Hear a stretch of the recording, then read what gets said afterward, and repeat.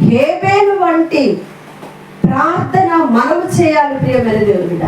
హేబేలు వంటి అర్పణ మనం ఇవ్వాలి ప్రియమైనటువంటి దేవుని బిడ్డ. ఇప్పటికైనా మనం ప్రార్థన చేసుకున్నాం. కయ్యని యొక్క స్వభావము మనలో ఉంటే దాన్ని వేళ్లతో సహా పెరిగివేయండి ప్రభా.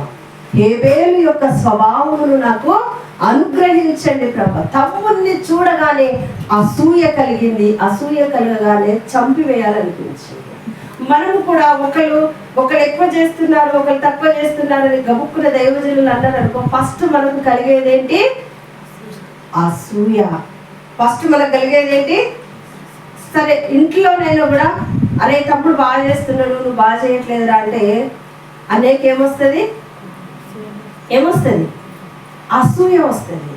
మనం ఇంకోటి కూడా చూస్తాం కదా, తప్పిపోయిన కుమారుడు ఇంటికి తిరిగి రాగానే తండ్రి ఏం చేస్తాడు?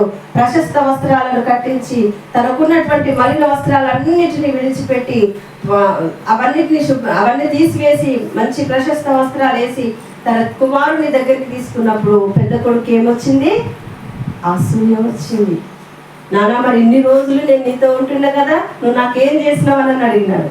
ప్రేమ దేవుని బిడ్డ, అసూయ అనేది మరణానికి తీసుకొని వెళ్తుంది.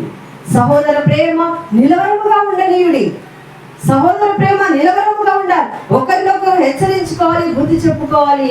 మిక్కుటమైన ప్రేమతో ఒకరిని ఒకరు హత్తుకొని ఉండాలి. ప్రేమైన దేవుని బిడ్డలారా, మనకు అసూయ అనేది చాలా భయంకరమైనది. ఆ అసూయనే కయ్యను హేబేలును చంపడానికి కారణమైనది. ప్రియమైన దేవుని బిడ్డ,